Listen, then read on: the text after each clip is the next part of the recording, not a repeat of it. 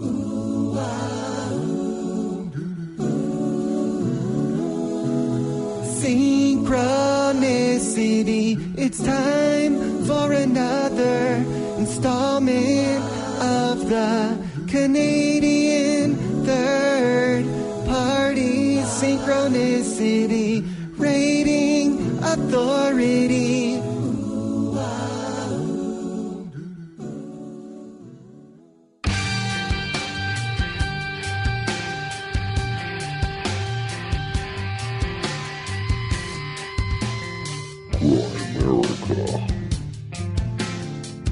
I really think that this is part of the way precognition has to work. That to prevent paradox, it has to be this unconscious thing.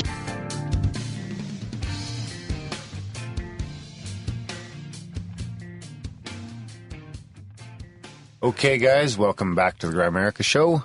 We are going to be chatting with Dr. Eric Wargo a little bit later about synchronicities as precognitions. It's actually a pretty elegant idea. I like it quite a bit. And, of course, this is another time machine episode, recording this quite a bit ahead of schedule. This is coming out while we're on a little vacation. Well, you are. You're on a vacation. Graham's just on a vacation from I'm on a vacation from you. Yeah, he's on a vacation from me. In all aspects, really. You won't have to deal with me at work, or on the podcast. Yeah. You'll be texting me by day 3. No. You'll miss me. Oh, no. Call me something. That's why today I will go with Graham. You should learn how to do the show notes download. We were talking about some cross training in the studio here. Yeah. Well, and we just go through this. We're trying to figure out we do these checks, right? Sound checks and stuff, and we try and make sure the audio is good. Darren's a bit of an audiophile. And we had this cord plugged into his clipboard yesterday. Oh, didn't work. The clip cord didn't work. It was staticky. It was the cord. We figured out it was the cord. So it's another cord we need. And then today we come in, and it's fine. Yeah. It's just working. Literally nothing got touched. Nothing got changed. And then... Unless maybe it's when the wicks warms up. We'll see what No, it can't be the mixer warming up. No, it really can't. And then there was stuff going on with my audio. So, things are always changing. It was we don't just know why. crackling. I don't know why. I would like to just put the whole thing back together with high-end cords. Because I really think like that. I don't like the EQ. I like the fucking compressor gate. And I like the preamp. Actually, I'd like to get a bigger preamp. I like to get a 4-channel preamp so that when we do other in studios, their mics are as hot as ours. Yeah. Yeah, that's ideally where we want to be. So really, I want to do everything. But the mixer's good, the computer's good, and the compressor limiter gate's 4-channel, and it's good. So all I really want is a new EQ. In other words, you've got gas. I've got more gas. Big time gas. Yeah. That's gear acquisition syndrome. I want a new EQ. I want a new preamp. Listen to the greedy guy. Well, I'm not saying right now. I'm just saying like... And then we also need to support Adam Curry's venture and buy like the actual little portable thing, and then we wouldn't need all that stuff. We're just going to get it. Eventually. Jesus. None of that stuff is bad, right? I think the 4-channel thing is going to be like $250. And so it's like you get one, and we get one in 6 months and another one in 6 months. Yeah. Like it took us 4 years to get all this shit. Yeah. It's just the stuff that will eventually start. Yeah, exactly. As we can. It would be nice to have more people in the studio for sure. And have the mics as hot, because right now those people are yelling and we're, it's just a mess. Yeah. And I think the biggest problem there is a preamp. And I think we just need new cords, because when we started out, we were buying all the cheapest cords. Yeah. So we're like, I guess that really does make a difference. Well, now all the Chinese shit is just wearing out. Yeah. No offense, China. It's true, though. I didn't mean to get into all that right away, but check out Grimerica.ca/support. Hey, we wouldn't even be able to do any of this without the support. For the people that support us now. Yeah. I figure I've got it in at about 1 in every 250 listeners supports the show. Excuse me. Does that make you sick? Yeah. That's not bad. It'd be nice to get that down to like 1 in 100. Yeah, 1 in 100 would be good, yeah. Yeah, 1%. Yeah. Be a 1%er. Check out Grimerica.ca/support. Sign up for a monthly, whether it be $1 a month, $2 a month, all the way up to $30 a month. You could be the top of the pile.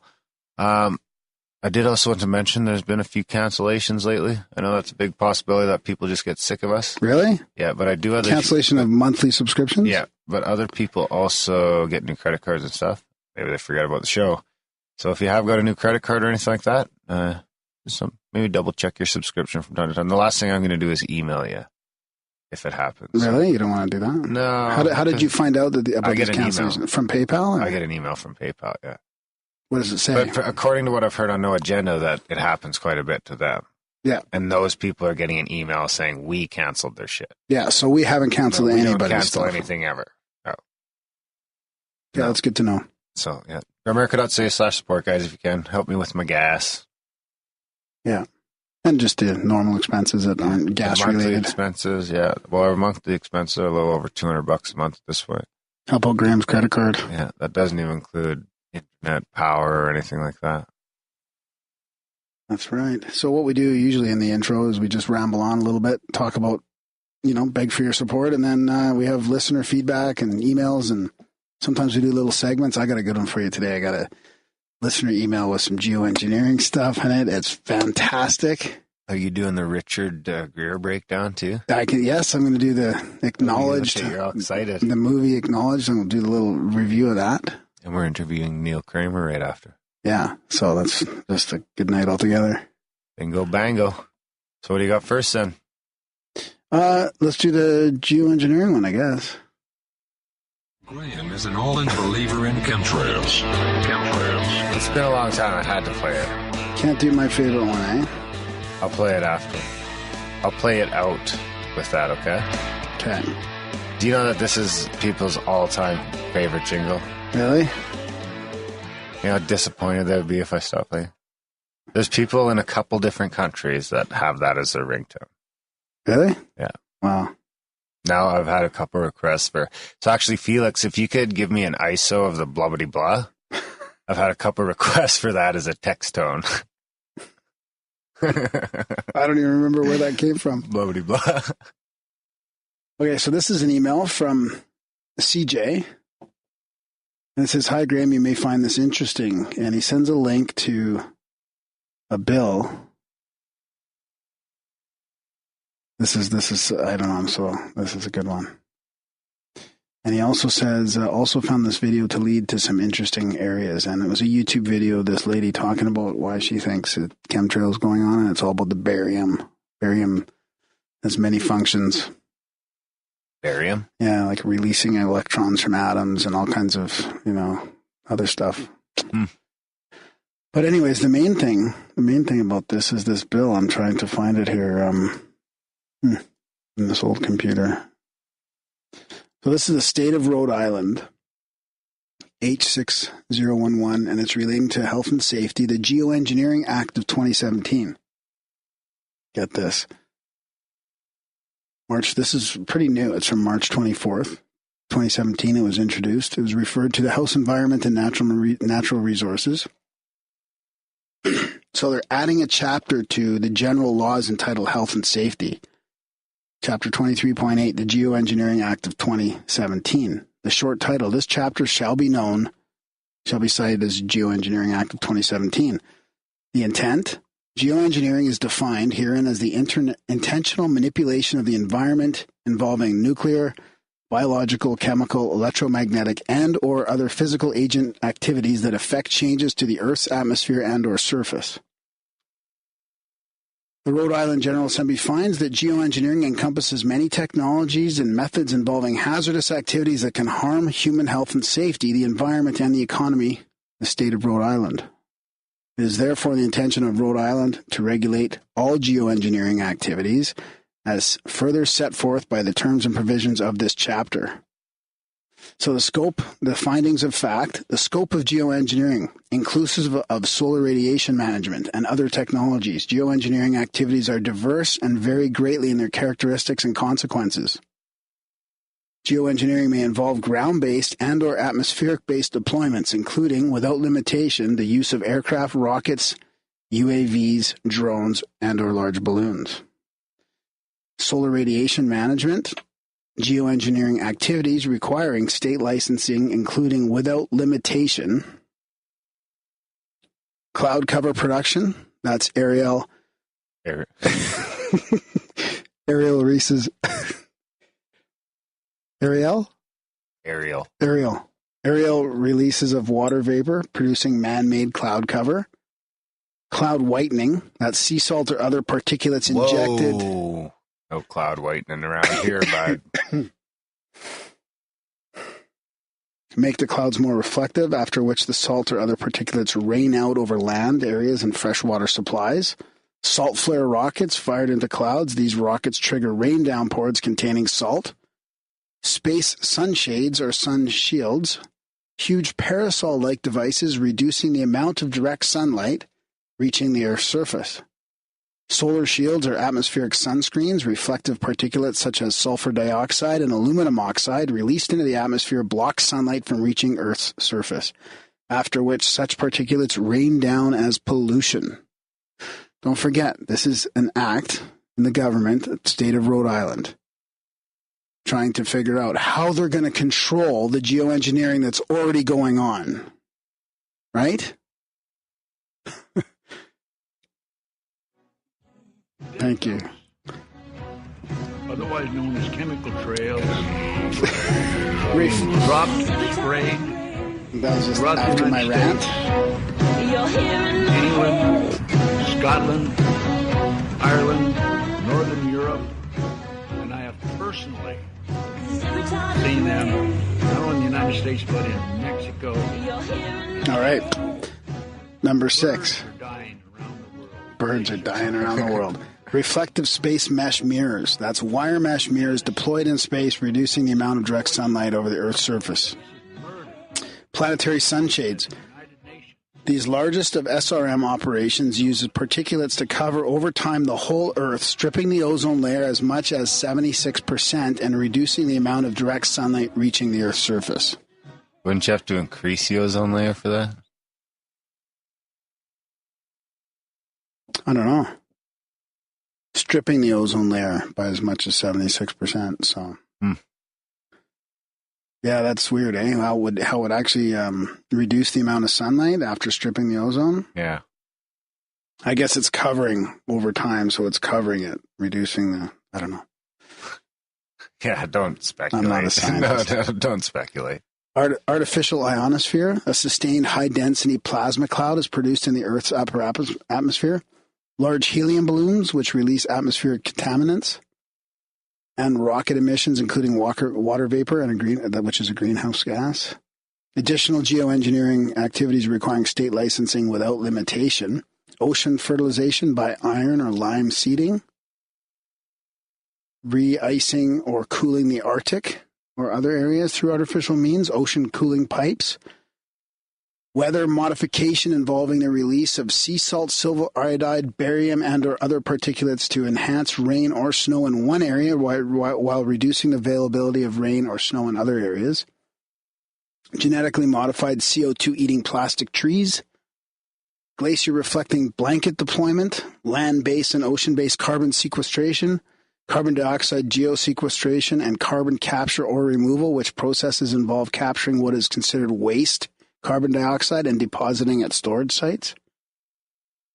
Nitrogen removal and sequestration. Carbon black or carbon black releases, deliberate atmospheric releases of soot to produce artificial weather events. Atmospheric deployment of radio frequency microwave radiation other than that needed for safe aviation or deployment of other physical agents for stated and or unstated purposes. Unbelievable. Aircraft geoengineering activities include those carried out from any type of aerial vehicle, rocket, drone, or balloon that involve the release or deployment of any nuclear radiation, any biological or transbiological agent, any chemical substance other than the aircraft's fuel emissions, which are harmful but necessary for flight, or any chemical mixture such as chaff, any electromagnetic radiation other than radar and radio communications necessary for aircraft safety, or any physical agent, shall be subject to regulation, including the licensing process pursuant to this chapter. Consequences. Oh, this is a good one. Okay, this is it's almost done here. It's quite long, but it's almost done. This is consequences. Consequences. Where'd it go? Oh, ran away. So this is chapter E. Consequences. Documented problems arising from geoengineering activities include but are not limited to global dimming, causing reduced vitamin D absorption in humans and animals and reduced photosynthesis. Changes in distribution patterns and chemical contents of local rainfall. Contamination of air, water, and soil as particulates fall to the Earth's surface. Degradation of human, animal, and plant health when people and other living organisms are exposed to falling particulates and other atmospheric contaminants. The acceleration of biodiversity and species losses, especially the loss of endangered and threatened species. Less direct sunlight reaching the earth, fewer winter freezes, and higher humidity resulting in increased molds, mildew, fungi, and pest problems. Increases in acid rain loads from the airborne injection or releases of sulfur and aluminum oxide with human, animal, plant, and water resource degradation. The near impossibility of restoring natural resources with the undermining and devaluation of state-funded conservation programs. Changes in microclimates, local weather, and large-scale climates within short periods with greater likelihood of increased and cascading effects. Droughts and flooding, which may severely impact state, regional, and global food production. Increases in ultraviolet radiation. The decay of decades of the ozone layer, potential recovery.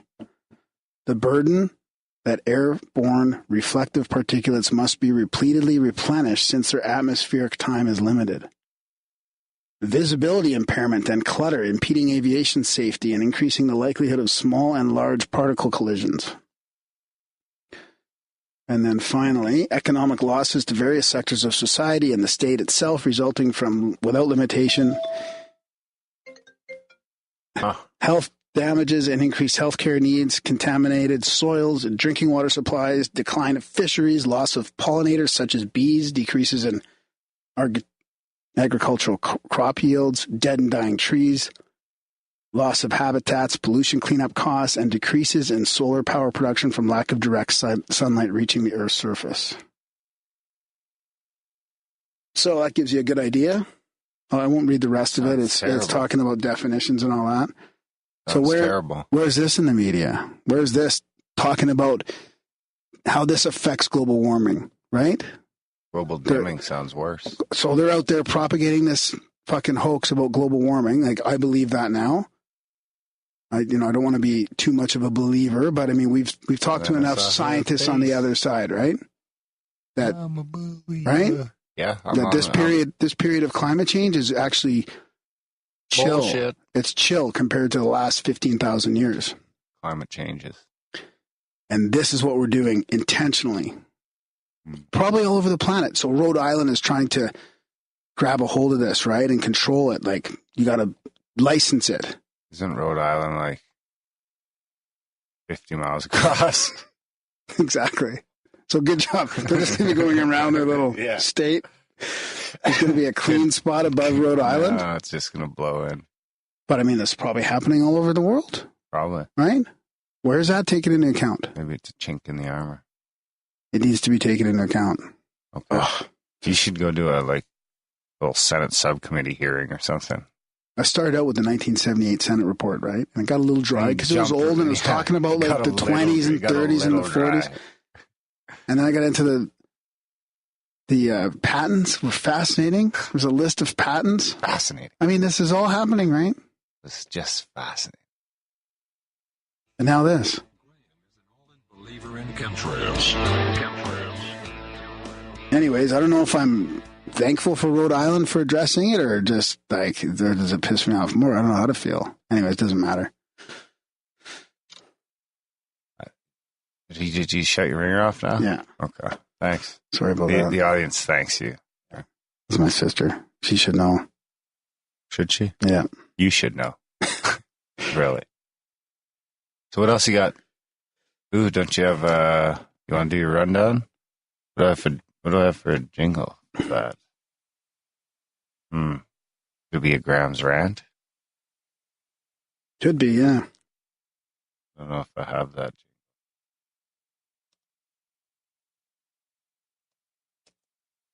Oh, no, that don't work either. I don't have the rant jingle on here yet. Do you want to do the UFO quote real quick then, or what? We'll just get right into that. I mean, that could be... Profound UFO quote of the week. All right, my favorite part. This is the UFO quote of the week. This is your favorite part? I've been convinced for a long time. Over 200 of the greatest minds on the planet, and this is your favorite part. Yeah. This is another greatest mind on the planet. Over 100 of the greatest minds on the planet. I've been convinced for a long time that the flying saucers are real and interplanetary. In other words, we are being watched by beings from outer space. That's from Albert M. Chop, Deputy Public Relations Director, National Aeronautics and Space Administration. I should just say it like that. And former United States Air Force spokesman. I agree. I would support that. For Project Blue Book. Makes you sound like less of a hillbilly. Yeah. You make Canadians sound bad. Down at the NASA there, down in America, flying to the moon and shit. I got a synchronicity talking about that. You want to go? Let's do that one. Is this quote over? Yeah. So, this is a full of jingles, this episode. I haven't heard from Gitmo in a while. Let us know if you're okay, buddy. Synchronicities all over the web. And Darren is skeptical about everyone and don't believe it yet. That's a small synchronicity, so it's more fun. It's more fun because of what we're talking about. So this is from Mike. He says, "Hello, guys. I've been listening Liberal for Mike? a little... What? I don't know. For a little over a year now, and I really enjoy the show. I'm a pretty big believer in synchronicity, and although I know this one isn't much, and Darren will likely rate it very low, I'd like to share it with you guys. I'm an independent insurance adjuster, and I travel around for my job. Although I'm from North Texas, I'm currently in Eastern Tennessee for work. I guess the point is we do have nuclear power plants back home." Ooh, you said nuclear, right? I tried. I really took a lot of effort. Anyways, I'm a bit behind. I'm a bit behind on the last episodes due to work, and the other morning I had an hour's drive to get to my first client. So I loaded up episode 219. Grimerica talks Fukushima and the death of the Pacific with Dana Durnford. So as I go to get off the interstate, I notice my exit was the same as the Watts Bar nuclear plant. On a side note, Watts Bar Dam is the subject of many haunting discussions. It was featured on Ghost Adventures. I thought, well, that's interesting. I'm normally nowhere near a nuclear plant, and the day I play the episode is the day I drive by a nuclear power plant. Here's the fun part. So I get to my client and introduce myself. To break the ice a little, I ask, "So what do you do for work?" and so on. And the guy replies in his very best Southern accent, "Well, I originally moved here when we were building the great," and he says, get ready for it, "nuclear plant." Quickly thinking back on the intro of that episode, mocking W, I nearly lost my breakfast trying to hold on in my gut, bursting in laughter. Anyways, thought you guys might enjoy that as much as I did. Thanks for the great product and keep up the awesome work. Fucking Rambo and George W. and some guy in Tennessee. Huh. That's a good one. Well, it's going to get a 0.42. You know what? I'm going to give you a 6.42. So he says, on a different note, I'm currently putting a website and a podcast together on the paranormal. It's called Undiscovered Origins. You guys follow me back on Twitter, and also thanks. I put together a few shows, asked for and talked via email a time or two with Kyle of Expanded Perspectives for setup support, and was getting things in order to get rolling. Then I've been working all over the place since November due to crazy weather, and that's been going on. I didn't want to put out contents and then stop again, so I put it on hold while I build up reserves to keep things going. I hope to be able to visit a few paranormal locations while I'm back east for some content. Anyways, I just want to say thanks for the inspiration, and hopefully one day I'll have a product that is half as great as you guys. Thanks again. Or twice as great. That's funny because I actually helped Expanded Perspectives convert their artwork for iTunes back in the day. Yeah, those guys are great. Yeah. Kyle and Phil. Kyle and Cam. Kyle and Cam? Why did I think Phil? Kyle Filson. Sorry, guys. Sorry, Cam. Thanks, Mike. I don't think that's liberal, Mike. Let us know if you're liberal, Mike. That's one of the guys in the chats. Oh, right, okay. We've affectionately dubbed him liberal, Mike. We didn't talk about the chats. Oh, you love the chats. I haven't been in there much. Did I scare you out? I feel bad because I don't have time to stay in there, so I feel like I'm just popping in. That's and what I leaving. do. I just pop in. And then people say hi, and then I'm gone. Say crazy shit and leave. But no, it's fun. There's some great conversations. I thought you were actually going to have a rundown for us there because you were involved in some pretty interesting conversations. I was? Yeah. Well, what? I don't know. I just got the gist of it, but yeah, I don't know what I'm saying half the time. No, the chats are fun. Yeah, but good luck, Mike, with your podcast and stuff. Yeah, let us know when you launch. What was it called again? Undiscovered Origins. Yeah, it's good. Discovered Origin. We'll give you a little bump. And yeah, check out the chats if you want. There's room for 30 more people. Grimerica.ca/hangout. That's right. Yeah, it's all in the show notes. Links in the show notes. Yeah, that's right. So there's room for 30 people. If you don't have an avatar, you will get fucking booted. Unless you're my mom. We just found out recently the it only was non-avatar in there. And Neil Davies. I spared him. Did you? I don't know why. Probably because he's been around since day one, contacting the show, and I know he's a real person that sends in jingles. Cool. And he had just joined the day before, so I gave him some time. But actually, by the time this episode comes out, if he hasn't avatared up, he'll be fucking gone too. We just found out we can only have 150, so people are having a hard time getting in there. That's right. It's too bad you couldn't interlink them somehow. And then I talked about doing like a Mastodon, but then a couple people were like, no, it's just not the same. You know, like the perpetualness of the chat is. Well, we should talk about that new social media platform. I mentioned it to you. I'll look into that. Spark or Jump or Tango or whatever the fuck it was. No, I can't remember. Here, I might be able to find it here. Whatever. This isn't going to come out for a month. You should have sorted it by then. Yeah. The chats might not even exist by the time this comes out. But if it doesn't, I'll use the same link anyway. So. Yeah, I got to find it. I do want to find it, though. So. And I think we'll just develop an app eventually that fucking will have the chat worked into it. I guess. If we can ever get that together. That could be a couple of years away, but you know how to develop such an app, let us know. Okay, so I'll do this little rundown then. Rundown. This is the movie Unacknowledged from Stephen Greer. It's his new one. I mean, that's a very controversial subject in here. Because I go out and practice the CSETI protocols and stuff like that, and we had a couple other people on talking about it.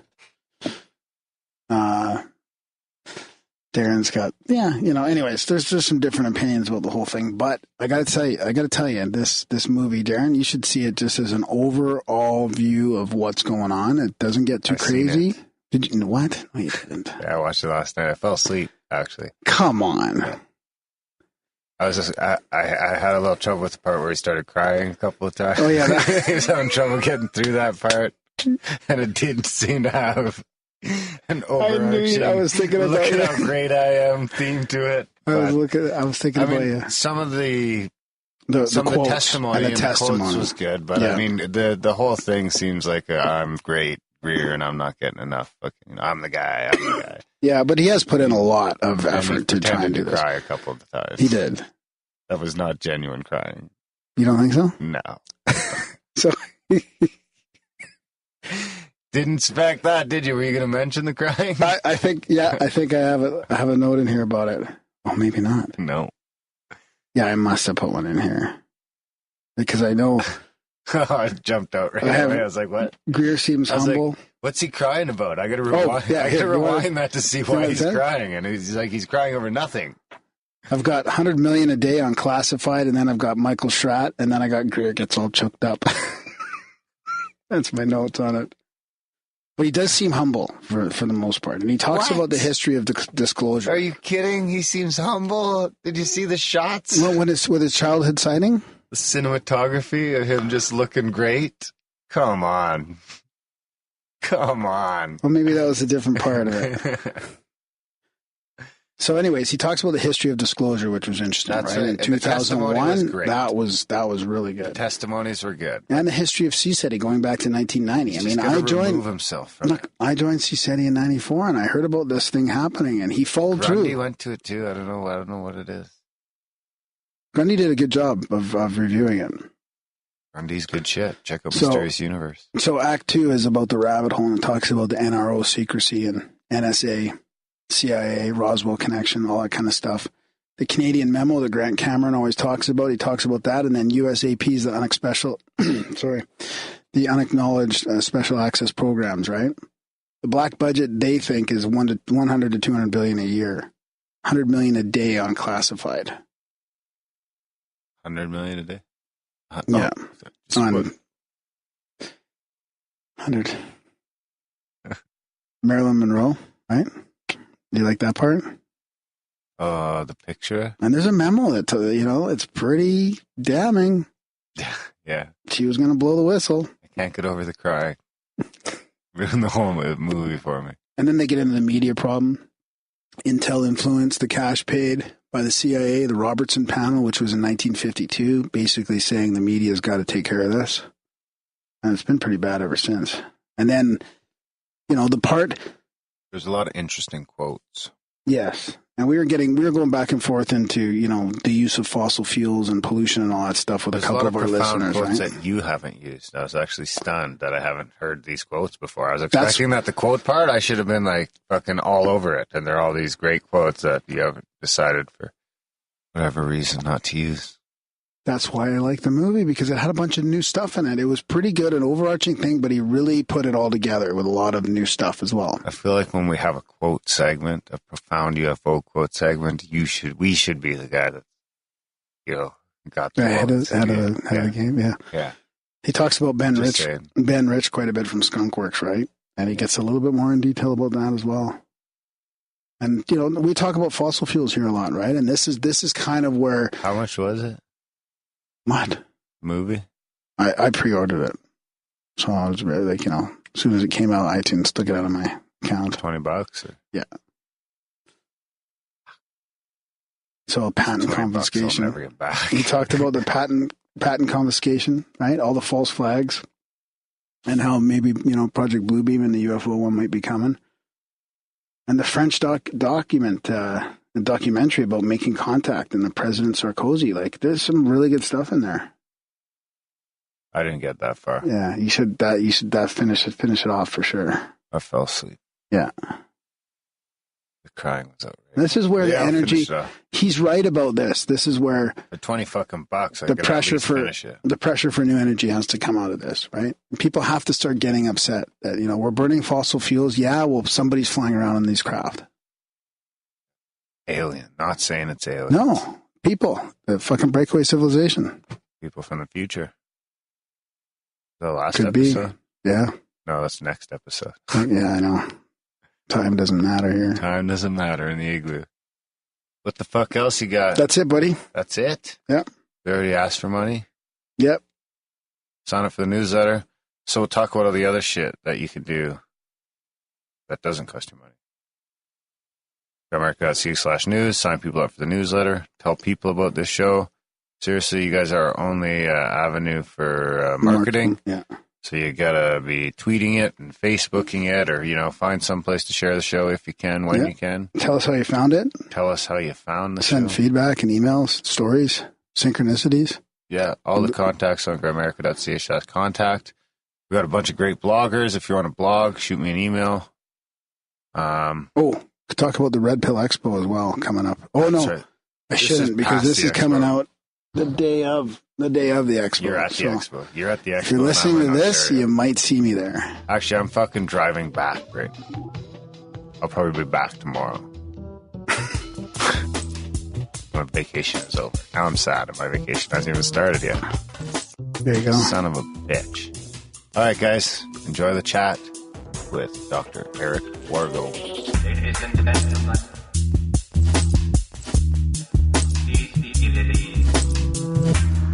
Station MXA calling.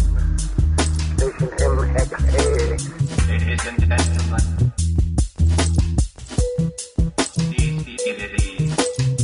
something's out there in space that regulations don't cover. Ladies and gentlemen, these facilities. Station MXA. regulations don't cover.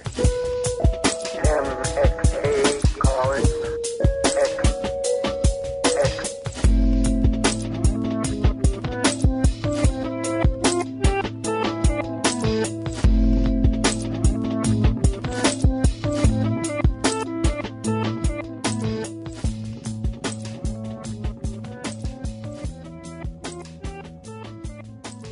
All right, we've got Dr. Eric Wargo here.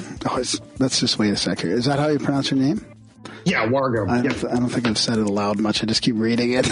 Yeah, I know. Wargo, right? Okay. Yes. Mm-hmm. I'm not starting over. No, that's okay. All right. How would you have thought it was going to be pronounced? I don't know, Darren. It doesn't matter. It's just that the first time we've ever done that, so it's been pretty good. 225 episodes. All right, tonight we've got Dr. Eric Wargo here. He's a science writer in Washington, and he's been, researching stuff like archaeology, psychology, and neuroscience research. He's got a PhD in anthropology. He's got a really interesting take on synchronicities. He's got a website called thenightshirt.com, and there's tons of great blogs in there. I've been listening to them and reading them recently. Really interesting stuff. I'm sure we're going to get into some precog and synchronistic information and his take on it. So without further ado, welcome to the show, Eric. Thanks for coming on. Awesome. Great to be here. How you doing today? Good? I'm doing excellent. Right on. I think we should just, we talk about synchronicities all the time. People send in their stories to us, so we've read like a ton of firsthand accounts. Darren likes to rate them. I've heard your episode on Skeptical a couple times. Like, it's really interesting because we often get into this chat after reading. I mean, there's your small, like, mini synchronicities, but then there's these real complex compound ones.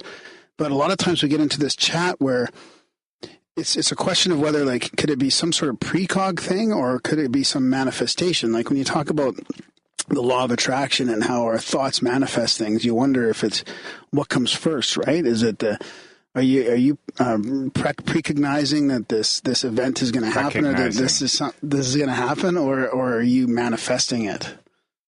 Yeah, that's a key question in parapsychology, and I, as you know from reading my blog, I've kind of got a pretty strong opinion on what's going on with synchronicities. And I do think it's precognition. I think that now, okay, let me say I won't say that there's no way in which we manifest things. Yeah. Psychokinetic stuff. I'm not really, I really don't. That's not my area. So I'm not going to say that that's not operative. Yeah, you're not dogmatic about it. Yeah. Right, but I think that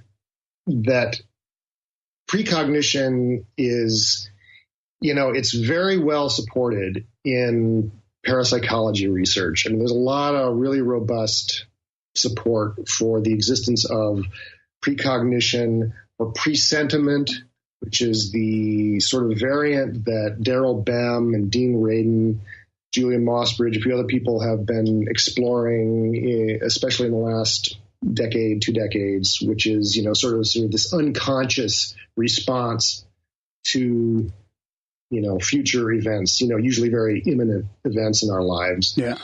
But when you combine that with all of the data, experimental data, but especially just anecdotal data on precognitive dreaming, all kinds of precognitive visions and prophecies and so forth that have been recorded throughout history and compiled in really excellent archives, by the Rhines, for instance, at Duke University and so forth.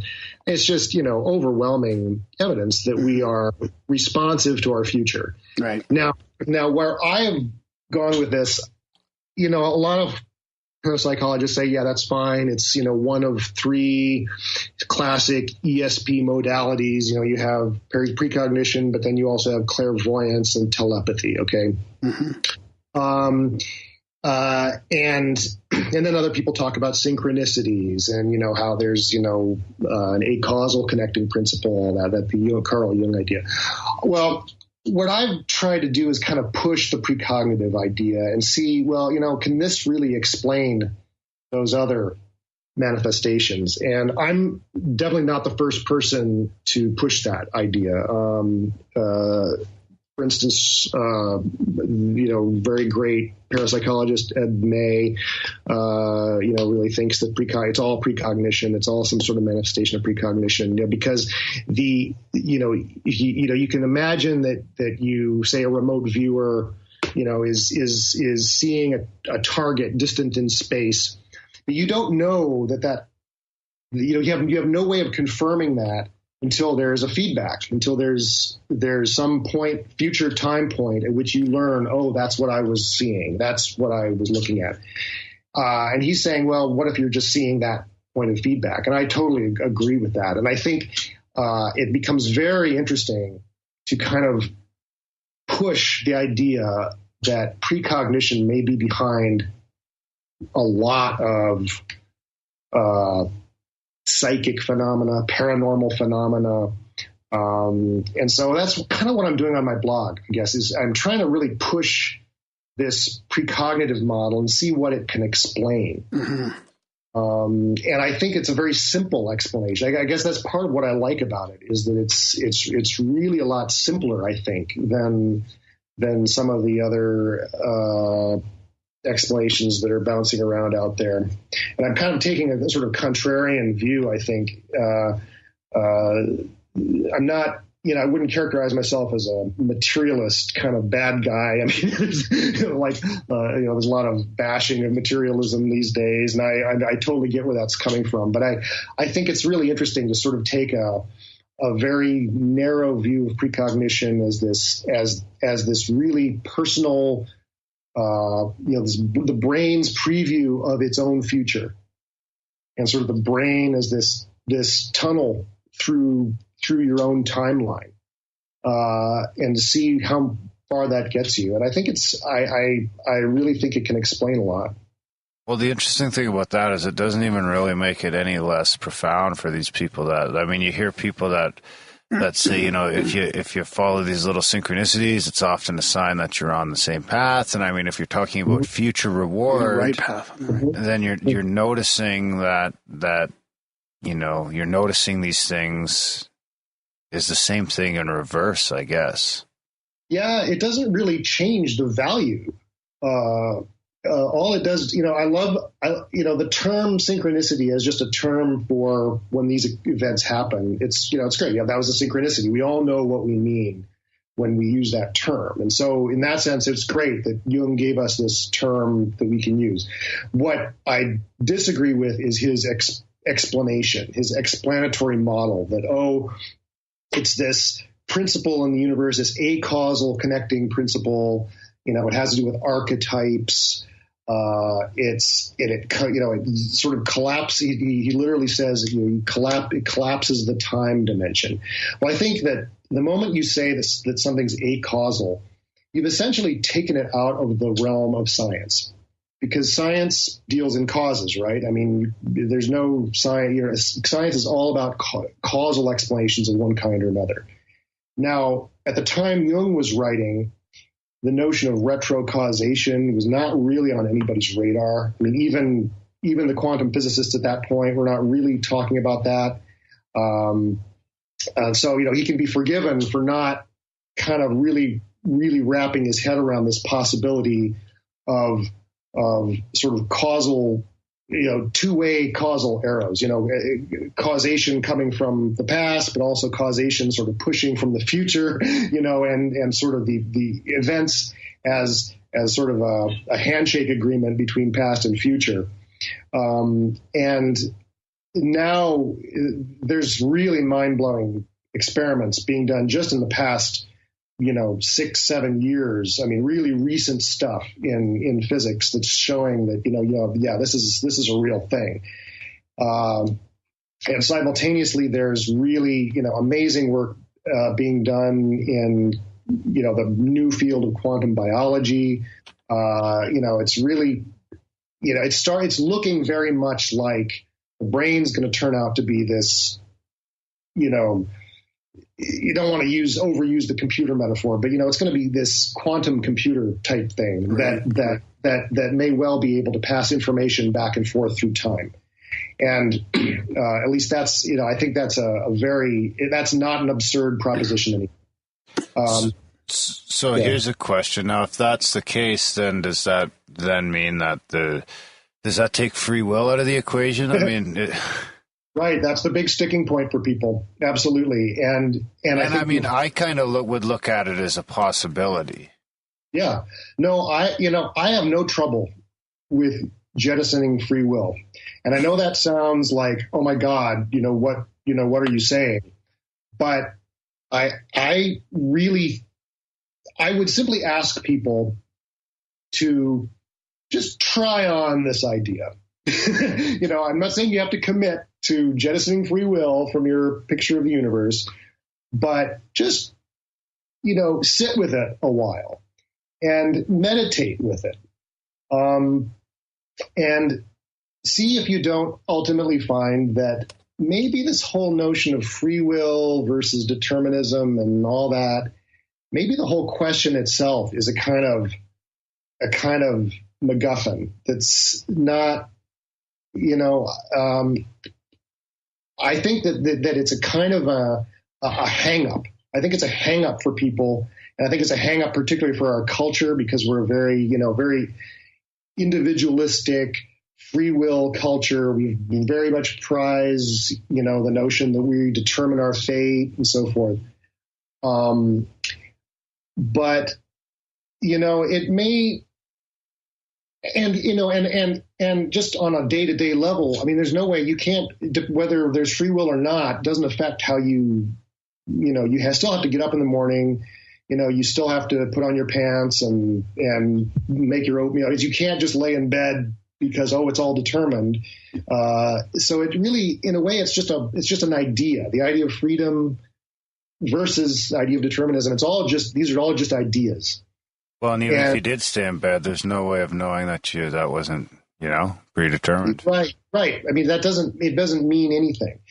And so I have this discussion with a lot of people because this is the first thing the first thing that people think. Well, what does this do to free will? And I really ask people just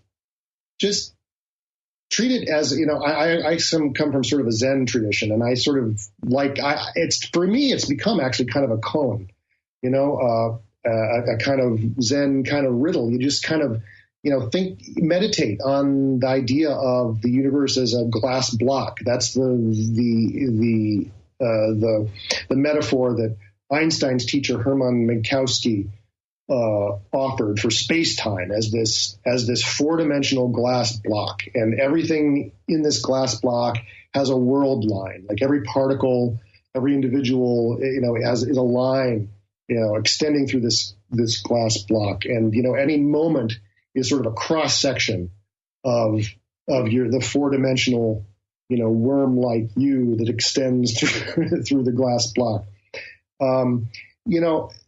Just kind of meditate on that idea and see if the problem of free will doesn't eventually kind of vanish. And actually, the most recent post I wrote on my blog was about this and this idea in Zen. There are a lot of Zen stories about Zen masters kind of having this epiphany that, we are basically living in a glass block. Everything is permanent.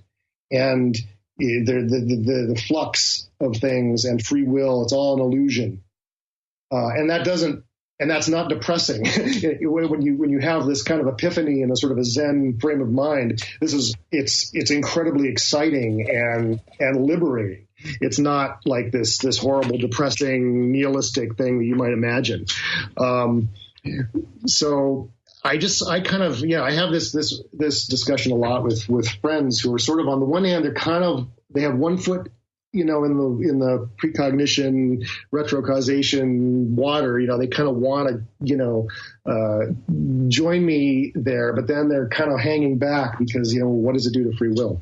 And another, you'll find that a lot of parapsychologists who are in this will sort of try and take a sort of compromise position by saying they'll invoke the many worlds interpretation of quantum mechanics, the idea that every decision point creates a new universe. So so and every particle and every measurement creates multiple universes. Everything that didn't happen happens in another universe.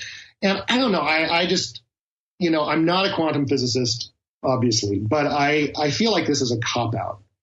It's kind of a way to have our cake and eat it too. It's kind of a way to have all this quantum spookiness and but also preserve kind of these things that we value as humans, or at least we think we value, such as this idea of free will. But it's a complex question, because it's like it sounds when you say, oh, maybe there's no free will, that just sounds just horrible to people. I mean, that's just really repulsive. Well, I can get on board with it on a macro level. I can get on board with it, right? Like maybe you can make those small decisions, like whether you're gonna have a Pepsi or a Coke or a water. But on a big level, I mean, it's a consciousness thing, right? Like your biology doesn't care about free will or have free will, and probably none of the other animals on the planet really give a shit about free will. Right. So I mean, even if you were to meet in the middle and call yourself like some sort of, AI sort of algorithm that's sort of learning as it goes based on experience, then I could throw free will out that way for sure. Just make it free willy, which starts to sound a lot more like free willy. Oh, there you go. It starts to sound a lot more like a program. Yeah. Than a person. Yeah. Huh. So, because for me, there's a bunch of different types of synchronicities. There's those little ones where I'm listening to something on my headphones, let's say, and this weird phrase comes up at the exact same time I turn to look, and somebody's shirt has the exact same phrase on it. Like where's the precog in that kind of thing, or is that just a coincidence? Well, I've thought about that problem. Yeah, there are those synchronicities that seem like it's some objective confluence of events that is independent of your own precognition. Yeah. And maybe, but actually, when you factor out all the other synchronicities that I think really are basically precognition or have precognition at their root, then that becomes a very small subset of synchronicities, and then I'm comfortable saying, well, that's just chance. There is just chance. I'm not. I don't want to be a reductive. Like one of these psychologists saying, well, it's all. We just are bad at estimating the probabilities of improbable events and all that. I think that's. While yes, it's true on some level, that does not explain. What the profound experiences that people have, the synchronicities and precognitive dreaming and so forth. But there definitely is that factor. And so, that's going to happen sometimes. Yeah. And they're also, I could get into that as well. If there's a small subset of it, and some of those could just be random chance or coincidence, but then there also could be a hidden, maybe even a subconscious precog thing going on. Like maybe I turned right instead of left for some reason. Exactly. Or something led me to that moment of emotional resonance or whatever, or residue. Yeah, exactly. Your decisions, very far back in time leading you to that point, could all have been, unconsciously guided. And this is really, I really think that this is part of the way precognition has to work. That to prevent paradox, it has to be this unconscious thing. You're not going to be conscious of precognizing unless there's just no chance of altering an outcome. Which is why almost all precognition, you realize, is only visible in retrospect. I think this has been a really fascinating. This has been a really fascinating, probably the most surprising and fascinating aspect of precognition for me and my own kind of work with it.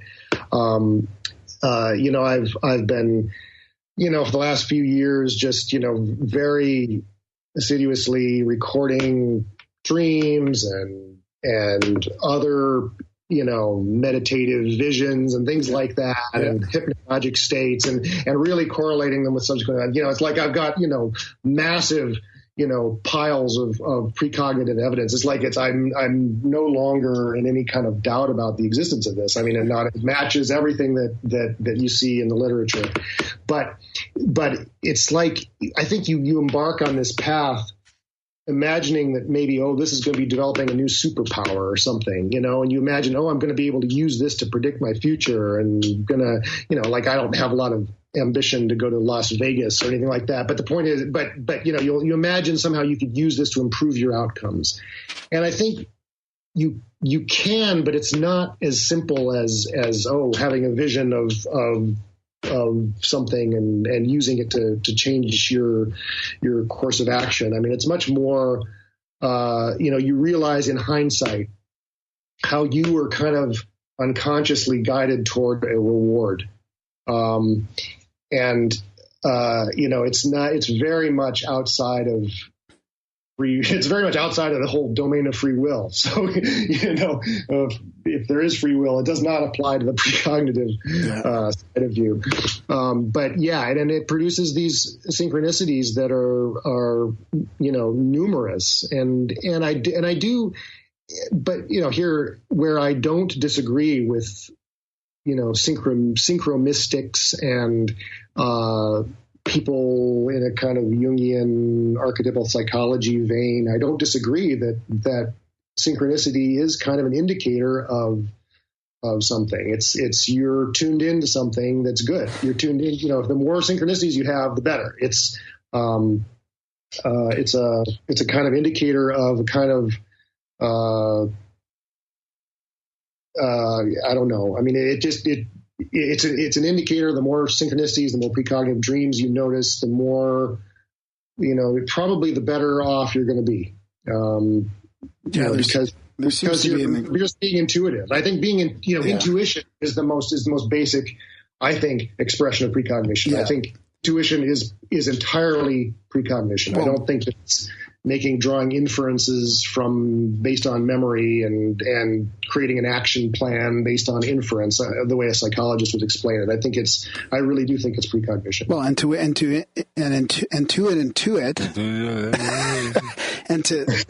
observe it, you have to be in the moment. That's the other thing. So, I mean, you are, the more you observe them, the more you are in the moment, maybe as well. That's just a helpful thing as well. I mean, I think you're just being more aware as well around your, what's going on around you.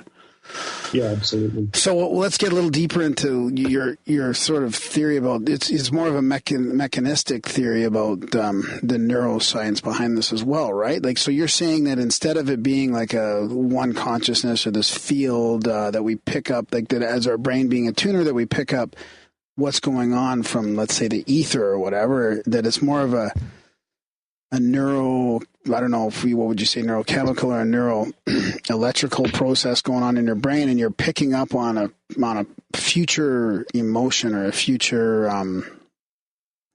what? Like how, and then I think I've heard you sort of describe it in more of a, like a mechanical way. Yeah. I'm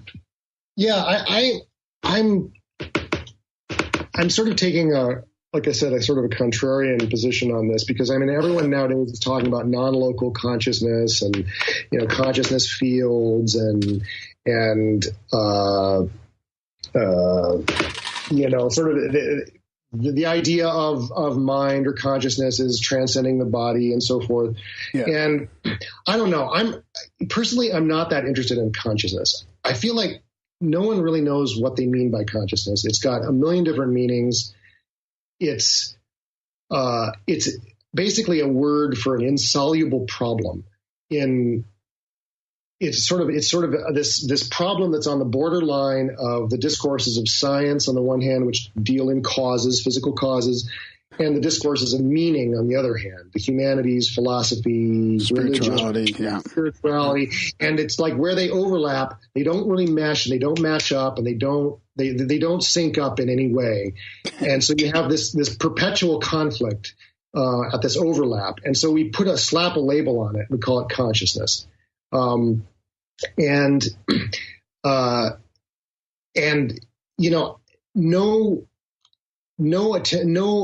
attempt to explain consciousness with any kind of physical theory, like even quantum mechanics, is ever going to satisfy, the spiritual, side of us. I mean, that's just not, no physical description of how the brain produces consciousness, if it produces consciousness, is ever going to satisfy people. Is ever going to satisfy people who don't want to reduce things to material, physical. Well, I don't know about that. If it's material that we don't know about yet because we can't measure it. I mean, I think what you're saying, I don't think it takes anything spiritual away from the phenomena at all. No, it doesn't. But I'm saying that, even if tomorrow, say, Stuart Hameroff and Roger Penrose proved that their theory of, microtubules and that produce consciousness, that they proved that was somehow the basis of consciousness. I don't think it would satisfy. I think that philosophers and mystics would just as flat out reject it because it just can't. You can't mesh that onto your personal experience of being alive and aware and all that. It just doesn't. You can't be satisfied. Pin it down. Yeah. You can't pin it down that way. So I feel like there's no point in a way in trying to prove, or trying to establish the physical basis of consciousness. So I feel like the consciousness is kind of a big MacGuffin. It's kind of everything. Everyone's chasing this problem of consciousness. I think it's more interesting to look at these specific functions, which I do believe are very brain based. And I think precognition is one of them. And I think we are actually hot on the heels of an explanation of how, I say we, not me personally, but I think researchers in various fields are really kind of converging on an understanding of the brain that's much, that's going to go way deeper than what we can understand right now. I mean, with our current technology, we can look at levels of networks, we can look at interconnectivity of neurons. But that's a classical, it's incredibly complex, but it's something we can kind of wrap our heads around. But I think I do agree with people like Stuart Hameroff and so forth, that the real action in the brain is going on inside neurons, and that neurons themselves are going to turn out to probably be quantum computers.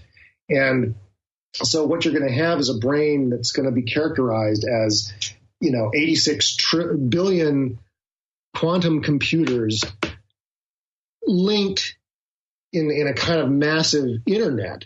What we're looking at, what we're able to look at now with our imaging technology and so forth, is basically that internet level. We're not looking at what's going on at those individual nodes where quantum computing is taking place. And among the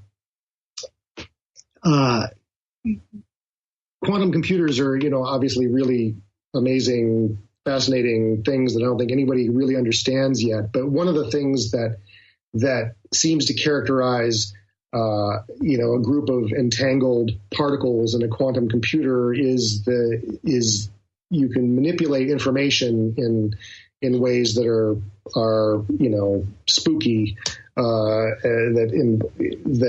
including potential. Transcend time. time. I was going to say time breaks down at that level. So, I mean, free will could still be a part of the equation, but your neurons know because they're, 10 steps ahead of you. Yeah. So the point is, and we don't know exactly how it works. I think Stuart Hameroff is probably right. I mean, I'm guessing he is basically right that the really interesting action is going on in microtubules. But I'm not particularly interested in whether microtubules somehow become coherent across the brain. I think all that's needed is for microtubules to be sensitive to themselves in the fuure, 500 milliseconds in the future, or an hour in the future, or a day. It may not matter. Yeah. Yeah, and so basically the brain and individual parts of the brain are sensitive to what's going to happen in their future. So the brain is just communicating with itself across time. And so an experience you have at 3 p.m. some sort of emotional upheaval you have at 3 p.m. May, cause a pre-sponse, at 2:45 p.m. That orients you toward it. And I think that this is probably a very basic, primitive function. I would kind of bet that it's underlies the sort of the primitive consciousness of single-celled organisms, and maybe even it could even have been the first sense to have evolved. Sort of a time sense, or what I call a time eye on one of my blog posts, that basically is just a right answer detector. It just makes an optimal choice just an iota more likely. Yeah. And then in an evolutionary framework, even could explain instinct then.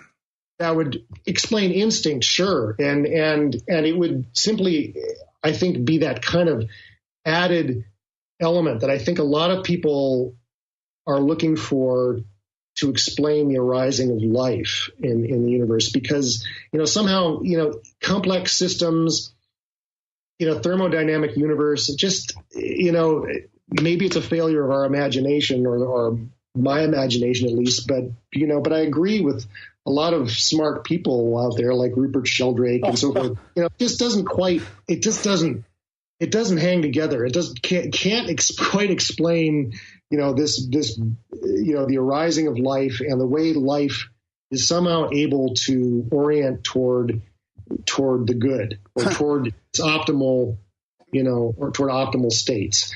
And some very smart people have proposed that it's precisely this quantum process called post-selection, which is a feature of the really cool retrocausation experiments that are being done lately, that basically life is post-selecting on optimal outcomes, and that explains potentially the arising of life, and it sort of explains how life just sort of tends that little kind of thing that gives life its edge.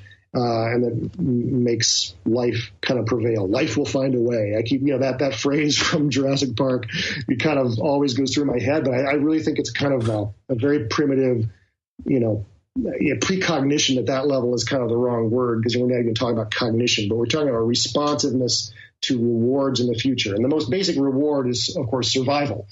So, you have a single-celled organism where its, microtubules are, responding to decisions it's going to make in its future. And like a turn to the right means it's going to get a post-selected, it's going to be measured again, that the particles in that microtubule will be measured again, versus turn to the left, they won't be, because the organism has died. So you'll have a tendency to make the right decision and to turn to the right direction and orient itself in the right way. But it's, it's going to be a very weak, slight tendency probably, but anyway, that's the idea. No, it's really interesting. So I was thinking when you were talking about that, I was thinking before you mentioned his name, like, wouldn't that still fit in, or couldn't it still fit in with morphic resonance? Like, it doesn't mean that this sort of precog of some event through time it may not fit with that, because I don't know if Rupert actually can actually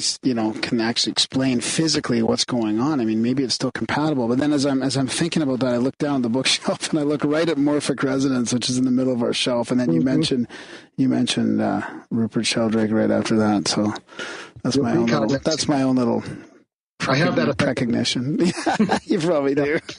Yeah. No. Well, I think the problem with morphic resonance is it kind of is one of these. I'm sorry to say, I like Rupert Sheldrake's work, but I feel it's very hand wavy. It's like he's imagining this morphic fields. I'm really opposed to the idea of fields. You may be able to tell from reading my blog post, but it's like I feel like that's kind of a mental special effect. We're kind of imagining somehow fields, and it helps us imagine how forms in nature imprint on on other forms and somehow, but it's just like there's no model for how that works. I think what I'm proposing, even though it's got its hand wavy elements, I mean, we don't know how it works exactly in cells. I mean, where I'm sort of offering a speculation, but I think that this mechanism of informational time travel from the future, the future influencing the past or the future influencing the present, offers a way to explain these phenomena, like the tendency for organisms to find their optimal form, and the tendency for organisms to do what they need to do to survive, and so forth. It offers, I think, a more realistic, slightly less hand wavy kind of mechanism for that. Because I think that Rupert Sheldrake's those morphic fields, that feels very much like a Platonic, ideal form somehow magically coming down and manipulating reality, but that I don't see that just doesn't seem very realistic to me. So I mean, I think the ultimate, again, sort of like when we're talking about synchronicity, the effect is the same, but what I'm proposing is that this is sort of a mechanism for how it might work. Do you notice any correlation with emotion? Yes, totally. Well, in the model I'm proposing, precognition is basically just memory, but in reverse. It's memory for the future. And as we know, memory is facilitated by strong emotion. It's subject to distortion. So it's like this idea that you're going to precognize things perfectly or or whatever. That's just totally wrong. I mean, your precognition is going to be the same, just as sort of subject to the vagaries of distortion and sort of symbolic stuff that your memory for the past is. The main difference between precognition and memory, as we ordinarily understand it, is that with memory, we have a degree of ability to do what's called source monitoring. In psychology, source monitoring is the ability to know how you know something. So, I know, the Normans invaded England in 1066 because I kind of have a memory of sitting in a classroom and hearing the lecturer, write that on a chalkboard. I have sort of a memory of how I know that information. It may be wrong, and in fact, we know that those, our sort of autobiographical memory is subject to constant morphing over time, and the way I imagine learning that may be totally wrong compared to if I can't have a God's video recorder, if you play that back, it might be totally different. But still, we have a sense of how we know information in our past, which does not apply to information from our future. And this is one of the reasons people ignore it. People miss it, they ignore it, they misinterpret it. Because, you have a vision, a suddenly flash of a vision of a plane crash or something. Most people, it's not ever going to cross their minds that, I'm having a preview of a very emotionally striking news story that I'm going to see the next day on the news. They're instead going to imagine, they're just going to interpret it in some different way. It's like, I was just imagining things or whatever, and they'll forget about it. Or whatever. They're not going to have any way to place that information. The metaphor I sometimes use is that it's like like you get a letter with no return address. You don't know who it came from, and you're going to just sort of assume it's junk mail and you throw it out. And I think that's what a lot of precognitive information is like, at least on a conscious level. We don't really know what to do with it. We don't recognize it when we see it. We interpret it in all kinds of different ways, so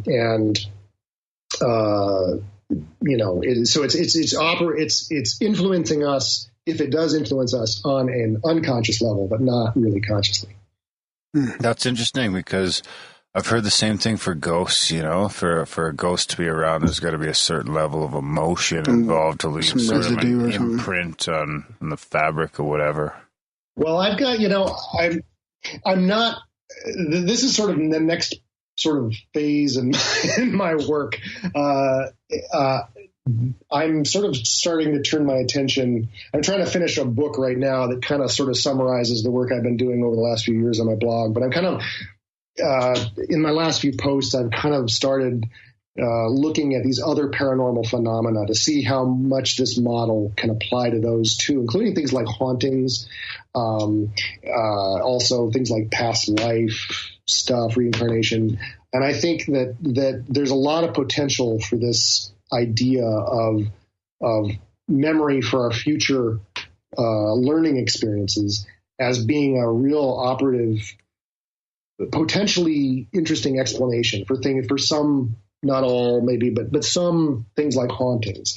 For instance, sort of the idea would be if tomorrow you're going to read about like some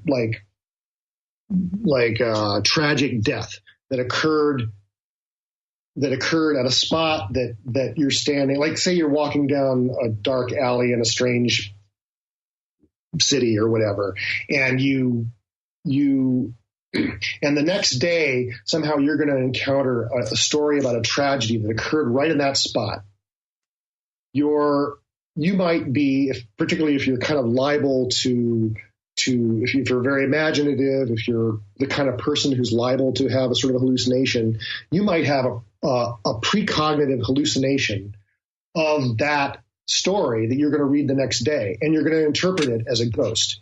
And this is another thing I think is another way in which precognition is like memory is that it's very strongly triggered by place. The hippocampus, which is sort of, you can sort of describe it as the brain's librarian. It also contains it sort of controls our memory. It's sort of the archivist of our long-term memory. It also contains our maps of space. And, this is why there's this close connection between space and memory. For instance, the ancient art of memory, the classical orators would create memory images, and they would plant them in imaginary spaces, like memory palaces, for instance. And, if space is a memory trigger. When you're walking down the street, you remember things associated with a certain place. I know how to do that. I read a book on it, and I can do it. You could picture a place from your childhood you recognize, and you can walk through the house and place things in certain spots. It works fantastically well. Amazing. During college, I wish more people knew about it. I've written about it, and there are lots of good books on it, and it's an amazing tool. So you're absolutely right, and it's but you know then how powerful that place thing is. It's a really powerful trigger for memory. Well, I feel like this could potentially explain some hauntings, and there are some good time slip experiences in the literature, and I wrote about one of them on my blog. This happened, I don't know, I think it was I feel like it was in the 50s maybe, and this was in Scotland, and a woman was walking home at night, and she was walking home from a cocktail party, where she wasn't really drunk or anything like that. She'd had one drink, but she saw this battle. She saw these soldiers, or it was like the aftermath of a battle, and they were ancient warriors on this field near her village, and it was it was the damnedest thing, this vision of these warriors, and they were taking a certain path through this field that was kind of unusual, and they were carrying torches and stuff like that, and she knew, and everybody knew in her village knew, that this was the historical probable site of a very famous battle from the 6th century called the Battle of Nectansmere, where the Picts in Scotland fought off the I guess the Northumbrian army. And anyway, so she thought she had seen, basically like a time slip, she saw all these warriors there. Well, a researcher from the Society for Psychical Research, interviewed her and he basically agreed with her conclusion. But if you look at the details of the case, she subsequently read up on the Battle of Nectan's Mere and the archaeology associated with it, and learned, for instance, that, the shape of the original lake, Nectan's Mere was the name of a sort of a lake that had been there in the past, but was no longer existing in the landscape. And the strange path that she had seen the soldiers take would have taken them around the edge of this lake that no longer existed. So it matched this thing that she read in a journal article subsequent to her experience.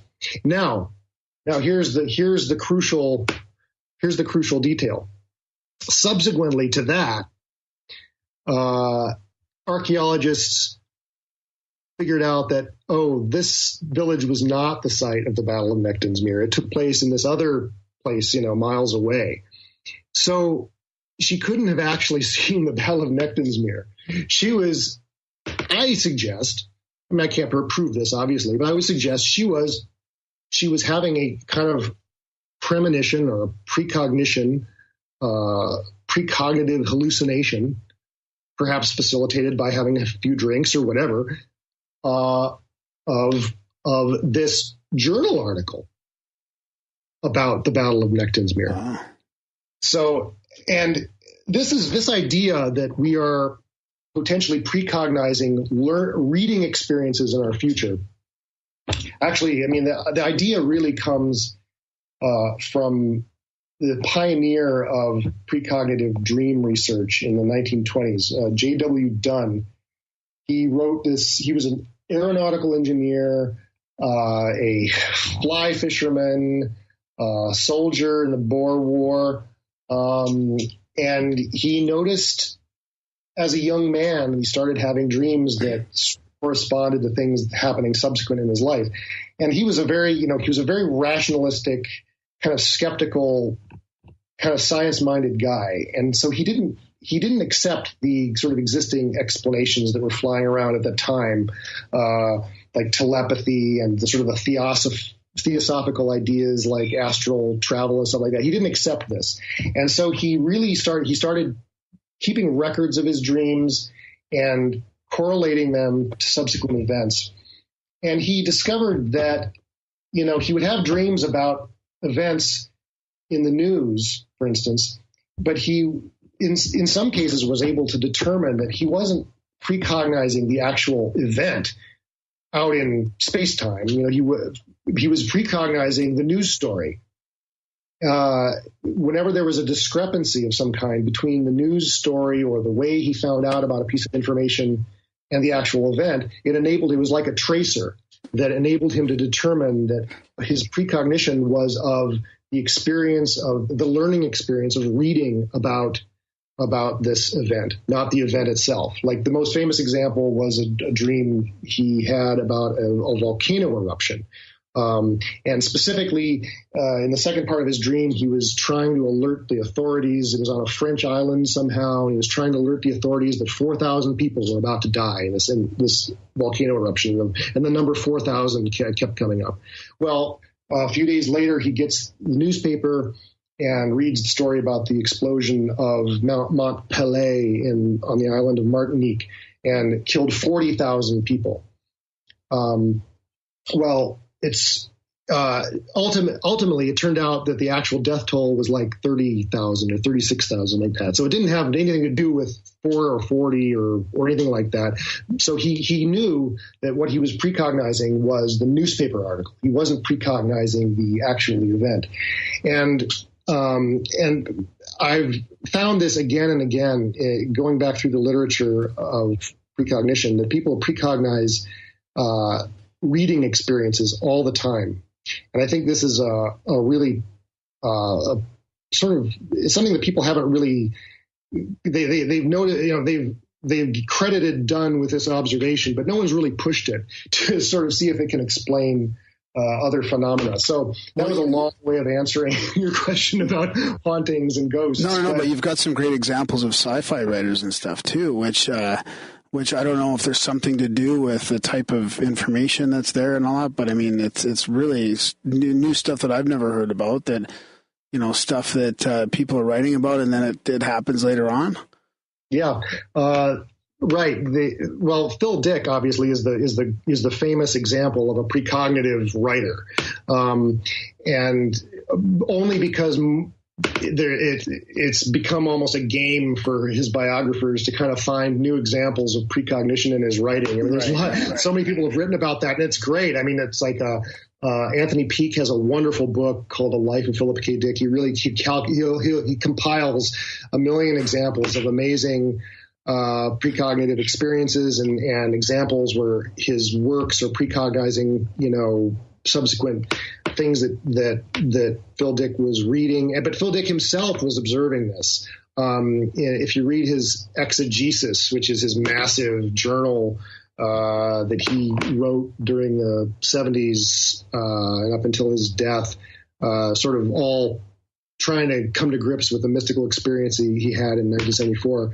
I mean, he's so many examples there of precognizing what he thought. He really thought that he was precognizing like journal articles. He had this way of, he was really interested in sort of pop science stuff, and so he would precognize, the latest kind of pop science obsession, and things he would read in Newsweek or Time magazine or whatever, like split brain research. He was all ready to submit his novel Scanner Darkly, and one of the themes of the book is that the main character, Bob Arctor, his brain hemispheres have become detached because of his abuse of substance D, this drug, and he's ready to submit this manuscript, and suddenly he comes upon this journal article that describes split brain research, and he'd never heard of this stuff before, so he had to write a letter to his publisher saying, okay, I need a couple more months here because I have to do all this research on split brain research because I thought this was my idea, and it turns out that but this was happening again and again and again, and I've got some really good examples of this that I'm going to put in the book that I'm working on right now. Yeah, we'll save some of those. I've discovered it's brand new, but it's just, you can find endless examples. But he's by no means the first. No, there's some stuff on your blog that you had, which was really interesting because it's not so much sci-fi as real mysteries that are coming to light, right? Like the Face on Mars, for example, and people had sure. Yeah. Right. Well, I had a post on that. Like, you have two major American artists, in one case, a Japanese American artist, who really uncannily precognized the sort of face on Mars, which was discovered by the Viking orbiters in 1976. One of them being Jack Kirby, the comics, artist, who in the early 60s, I believe, he wrote a story called The Face on Mars, and it was about these astronauts who discover this giant stone face on Mars, and one of them has this vision of this interplanetary war that destroyed the planet, and the sculptor Isamu Noguchi, the American-Japanese sculptor, he created he envisioned an earthwork that would be built in the desert somewhere on Earth to be viewed from Mars, and it's this face, and he photographed it, and the face looks just, uncannily like the photographs of the face on Mars that were taken, the original photographs, the low resolution photographs that were taken of the face on Mars in 1976. And the thing is that this was to be a sort of a monument to memorialize humanity in the aftermath of nuclear war. And part of so what they were precognizing if it was precognition. I mean, I can't prove, obviously, that this was precognition, but what's uncanny is they weren't just precognizing a face on Mars. They were precognizing this whole meme that surrounds the face on Mars, the idea of an ancient civilization destroyed in nuclear war. In the Noguchi's case, the roles were flipped. The idea was the face would be viewed from Mars, but it would be about Earth's destruction in nuclear war. But the point is, it's just sort of uncanny that both of these artists had this same idea. Now, you could say it's in the zeitgeist, whatever. Where I'm sort of going with this is that I think the zeitgeist is really, in a lot of ways, this kind of precognitive process, that we're all sort of swimming in this precognitive soup, and that artists particularly are very tuned to it, and they're precognizing each other, they're precognizing kind of powerful memes that they will encounter in their future, and they're sort of scooping each other that way. There's a famous theory of literary influence by the literary critic Harold Bloom called the anxiety of influence, and the idea is that artists are really anxious of they want to be the first. They want to be, you don't want to be the second to have an idea. You need to be the first to have an idea. And we're particularly threatened by artists that came before us, because, they had the good ideas first. And so we're kind of jealous and we kind of distort them and everything like that. Like inventors kind of. Right, exactly.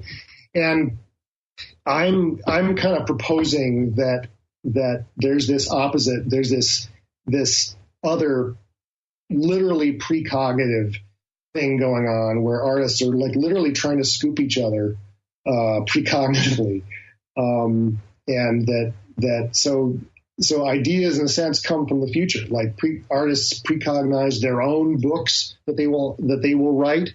I think that Phil Dick was actually describing this in some of his journal entries. I mean, he was having these hypnagogic visions of manuscripts and galley proofs and stuff. I think he was like literally precognizing what he was going to write in the future, as well as precognizing other people's books. And I've got, I've written about this on my blog too. Wow. So are people that can actually tune that? Do you think that's any way to explain like psychics or anything like that? Clairvoyance? Oh, yeah. I'm sorry, what? Clairvoyance. What did you say? Yeah, he's just talking about psychic and clairvoyance, or clair of many, whatever that is, clairaudience, clair whatever. Clairvoyance. Yeah, I mean, well, the current accepted term for clairvoyance is remote viewing. I mean, that's kind of a more less psychic-y sounding term, but yeah, I think that remote viewing, I think very likely it's really precognizing information that the remote viewer will gain in the future. Now, this is people are gonna turn off your program when they hear me say that, because it's a very controversial idea, and I've talked to remote viewers about this, and it's like I'm not a professional remote viewer by any means, so it's like I want to tread lightly on their experience, but certainly some cases, including some famous cases of remote viewing, show evidence that the remote viewer was actually precognizing their feedback that they were going to get later, and not the site, the target in real time. And I'm going to write.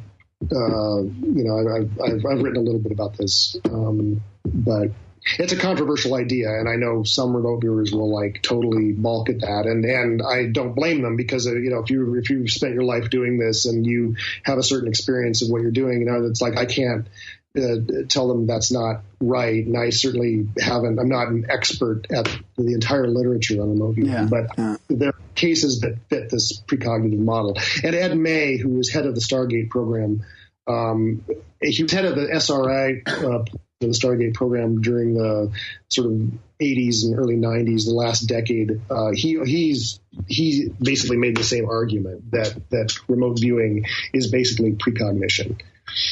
So I wonder if the rate of synchronicity would increase the closer you got to an event horizon.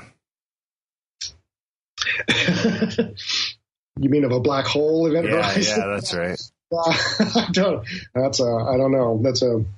As time compresses.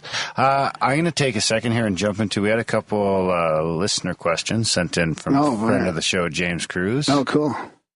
He's got one here. Does the notion of how archetypes show up as coincidences, precognitions, or as synchronicities include the precept that we are creating our perceptions of these archetypes in our realities by projecting them into our day-to-day lives due to the reinforcing formative nature of these time loops? Well, I think we are. I don't know exactly if I'm getting the question correct, but I am not a believer in archetypes. I think archetypes, are an effect of precognition. They're an illusion that arises when we are precognitive creatures who orient toward rewards in our future and are not aware of that fact. And the fact is, nobody believes in precognition, and nobody even imagines that we're precognitive. And very few people who imagine that we're precognitive believe that we're precognitive. So we're going to interpret these things as in all kinds of other ways. Now, archetypes have been pretty successfully debunked, actually, by historians of psychiatry and historians of Jung's movement.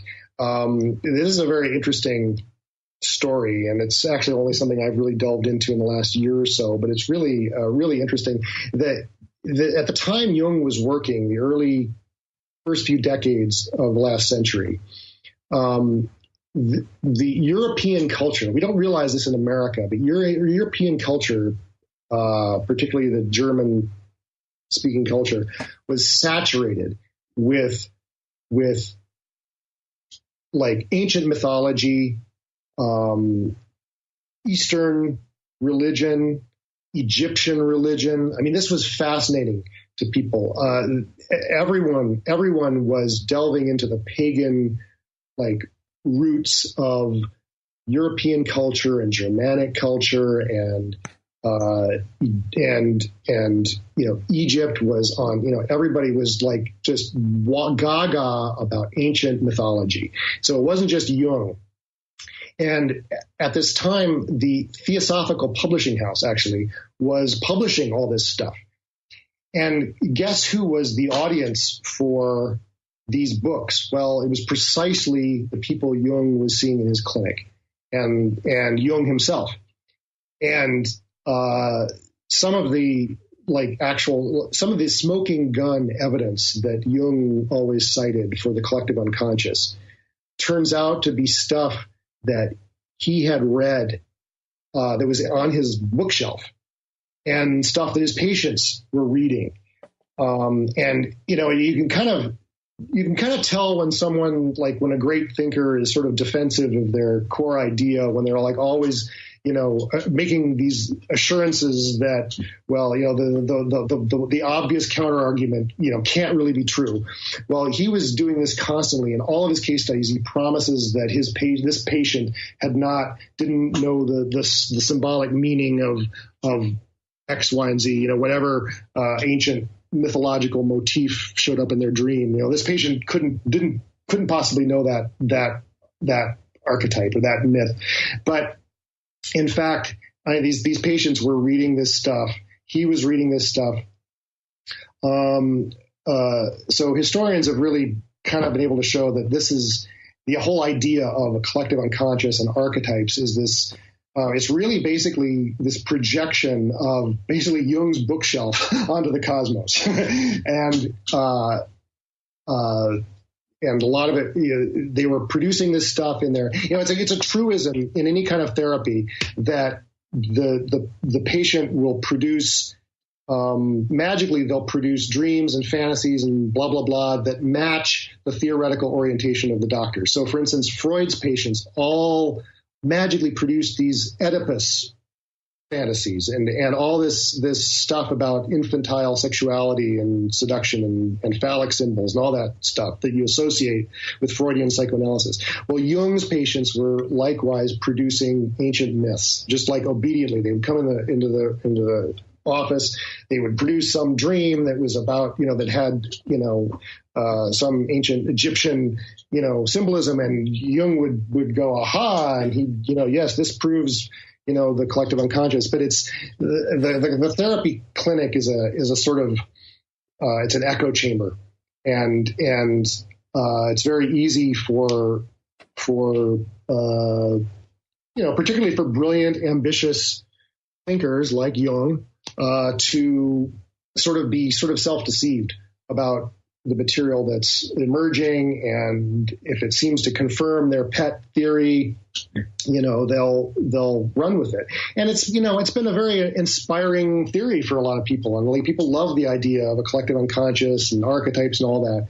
But there's really not much support for that idea. And at the same time, I'm also a little bit biased against Jung because I come from an anthropology background. And, at the time that Jung was working, anthropologists and linguists, they were already able to explain the sort of commonalities and sort of culture and symbolism that occur around the world. I mean, you don't need to invoke a collective unconscious or archetypes to explain these things. I mean, for humans, we're all biologically the same. So we all go through the same basic life experiences and sort of feel the same basic, dilemmas and traumas, around, aging and birth and death and whatnot. And so, so yes, these same motifs are going to show up again and again and again across cultures, but there's no real evidence for anything like a collective unconscious or for archetypes. And so I think that, but yes, when you have these synchronicities, I think that a lot of what was happening in Jung's clinic was that the patients were precognizing what he was going to, precognizing some exciting situation in the clinic. And the most famous example of synchronicity, of course, I write about this on my blog, is the woman who dreamed about a man or someone handing her a piece of scarab jewelry. And the next day, she's telling this dream, and this scarab beetle shows up at the window, and he opens the window and hands her this beetle. And goes, here's your scarab. Well, and of course he then explained this as synchronicity, blah, blah, blah. Well, no, I mean, she had a precognitive dream about that event that happened in his consulting room. And probably the dream was as much about his subsequent launching into a discourse about the meaning of the scarab in Egyptian religion. And it was probably a really meaningful moment for this woman. Yeah. A turning point for her. And so it was precisely the kind of thing that precognitive unconscious homes in on. And so that's, I think that's the source of this idea of archetypes. I mean, in her case, and because it was Jung was obsessed with ancient myths, and in fact, he himself had a vision of a scarab a few years before. So he was totally thrilled when she comes up with this dream, and he launches into this great explanation about scarabs. And for her, it was just like this mind blowing moment. Of course, I mean, and here you have the great Dr. Jung, incredibly excited about your little dream and telling you its grand meaning in the cosmos. So, I think that is the ultimate source of the idea of archetypes. But I think that precognition is at the root of them. I think that probably the most powerful learning experiences we have are probably the ones that we oriented towards unconsciously and precognitively, because suddenly they manifest in our lives and we're blown away. It's like we've arrived somewhere where we were intended to be, and the world is kind of addressing us like, we're special. And that's what a synchronicity feels like. Even a little tiny synchronicity, feels that way. But when a big synchronicity happens, especially, it's like, holy shit, the world is it's arranging itself around me and wants to teach me something. That's how it feels. So I think that probably precognition is at the basis of these ideas like the collective unconscious and archetypes. Yeah, that's really interesting. Well said. Yeah, I have one more question. Oh, yeah, James. okay. Because I was going to build on that question a bit about time loops and stuff. But go ahead with that. You can save your building. You keep building over there. His second question is just your thoughts on the holographic or simulated universe theory and how that would fit in with the model. Yeah, I've thought about this, and I've got friends, the same way I've got friends, in fact, some of the same friends who are really into the multiverse theory and the many worlds theory. They're the same ones that they think the simulated universe theory is cool. I mean, it is cool in some ways, but I find that super depressing. Honestly, the thought that we're living in a simulation, that really I find deflating, and I just really can't get with it. Huh. But part of it's personal preference. I just don't want to live in a simulation, so I'm biased. But I have to say, I think that there's also this tendency for people to create a theory of the universe that sort of matches the most exciting technology of their time. So, back in the late Middle Ages, the universe was a clock. And it's like, oh my God, that's the most exciting idea in the world, that the universe could be a clock. And then of course the universe was a computer, a couple decades ago. Well, now the universe is a simulation. Well, it's like, I kind of feel like this is just kind of a passing fad, because our most exciting, mind-blowing technologies right now are simulations. And so it's very exciting for people to come to theorize about how the universe might be a simulation. I suppose it's possible, and it certainly, if the universe is a simulation, then my whole idea about archetypes and stuff is wrong, because then the universe very well could be programmed, to have these, basic meanings sort of pre-made in the fabric of space-time. It's like a character type kind of. Yeah. Archetypes could be real, but I honestly, it just doesn't convince me at all. But the simulation theory, I mean, then if you do think about it, then who made the simulation, right? I mean, to me, it's not as depressing as like somebody. Maybe we could bust out of the simulation. Exactly. The key word. Right. There you have it. So your new book is going to be going a little further on this, into more of the other paranormal stuff. Do you have?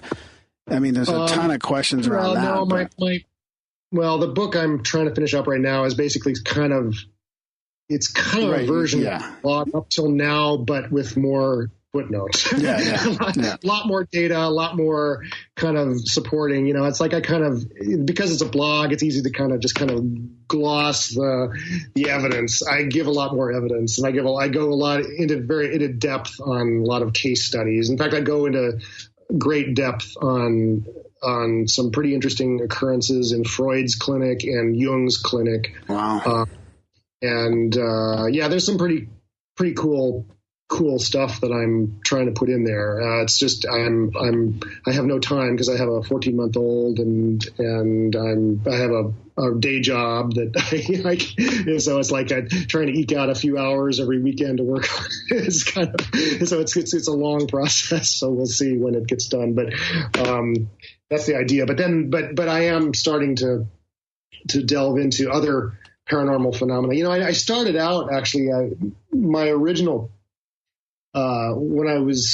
I guess my blog originally I started over 10 years ago now, but I was writing mostly about science fiction. But then I really got into UFOs. I was like really, writing about ufology for a while. Yeah. And it was actually ufology that kind of deflected me into the psychic stuff. It was, Jacques Vallée's work that really inspired me. And I realized, we need to figure out this consciousness thing before we can figure out what UFOs are and figure out what's going on with precognitive and other potential psychic phenomena, ESP phenomena. So that's kind of what got me into this in the first place. So I feel like I'm kind of going to circle back eventually and sort of, maybe approach the UFO question, the haunting, things like ghosts and hauntings and all that. See what I can bring that's maybe a little bit new to those problems by thinking in terms of precognition.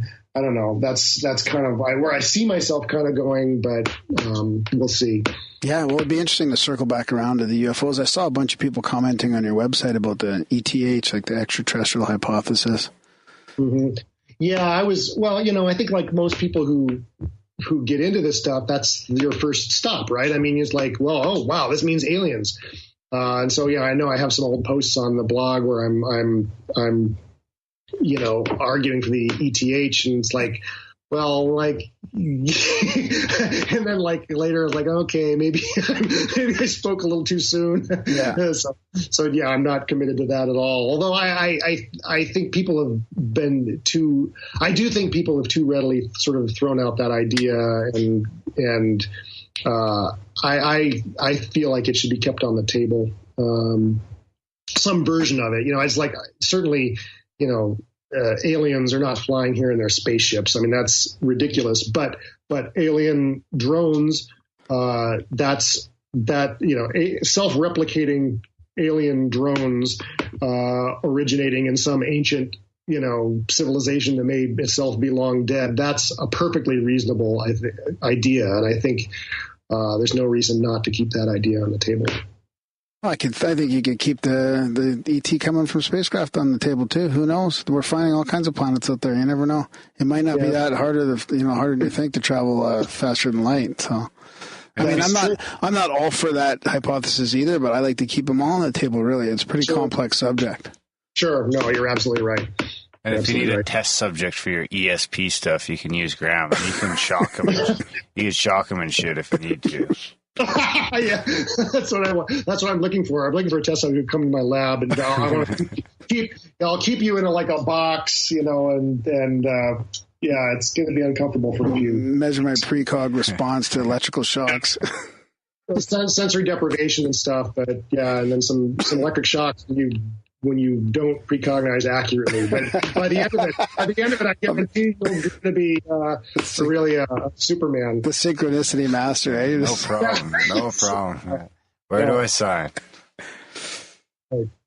Right on. Well, thanks for your time here tonight, Eric. Where can our I know you're on Twitter. I forget your handle off the top of my head, but where can our listeners track you down? Yeah, it's just thenightshirt.com. It's all one word. Don't ask me to explain the reasoning for that name, but there is a reason. And same on Twitter. It's The Night Shirt. Well, and I don't think people should wait for your book either. Like, you've got hours and hours and hours of great blogs on and the book is not website. And the book is not just going to be a rehash. I mean, the book is not. It's all brand new stuff. I'm not saying but it's on the same sort of themes. Yeah, because it's just you got so much good content out there already. For the book. Yeah. That's right. Thank you. Yeah, we'll link to all that in the show notes too, for sure. Graham will get all that in there. Yeah. Awesome. Yeah. Well, this has been really a lot of fun.